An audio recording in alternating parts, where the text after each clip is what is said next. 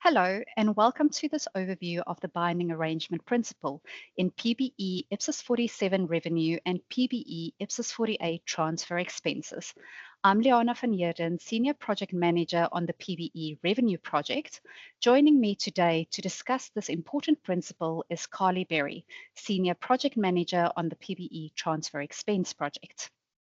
The binding arrangement principle is at the heart of the new accounting for revenue and transfer expenses, as transactions with or without binding arrangements have substantially different accounting treatments.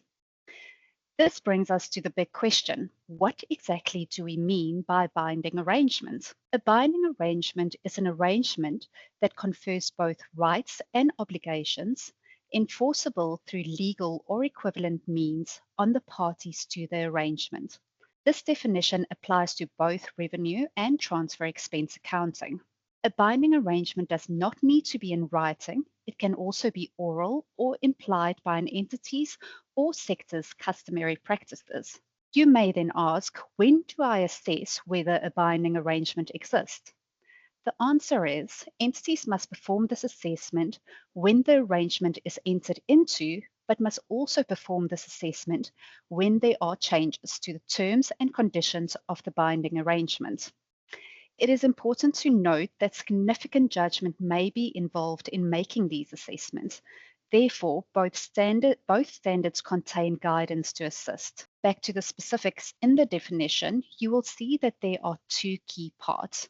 Firstly, enforceability through legal or equivalent means, and secondly, rights and obligations of the parties to the arrangement.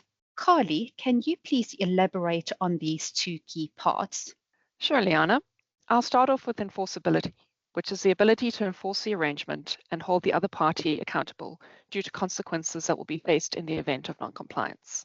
The ability to enforce arises due to enforcement mechanisms in the binding arrangement that can be through legal requirements or equivalent means. Enforcement mechanisms through equivalent means are outside of the legal system, but similar to the force of law. Both standards include examples of equivalent means enforcement mechanisms, with further guidance on whether those mechanisms may result in a binding arrangement or not. Some of these examples include cabinet or ministerial directives and statements of intent or public announcements. Other relevant factors that contribute to the enforceability assessment should also be taken into account, such as an entity's customary practices, the operating environment, and past experience with the other party. In terms of consequences that drive enforceability, these must have the ability to hold the other party accountable to satisfy its obligations. Consequences may be explicitly stated in the binding arrangement, but can also involve implicit consequences that arise from an entity's customary practices. The other key part of the binding arrangement definition relates to the requirements around rights and obligations of the parties. Now, there must be at least two parties in a binding arrangement, but there may also be third-party beneficiaries that receive the promised goods or services in the arrangement. The rights and obligations of the two parties are interdependent and inseparable. Therefore, each party in the arrangement has both a right and an obligation. If one of the parties does not have a right and an obligation, then it is not a binding arrangement. And lastly, there needs to be at least one compliance obligation, which is an entity's promise in a binding arrangement to either use resources internally for distinct goods or services, or transfer distinct goods or services to a purchaser or third-party beneficiary. This compliance obligation concept is applicable to revenue accounting and is more fully addressed in our webcast on the accounting under PBE IPSAS 47. Liana, back to you. Thank you, Carly.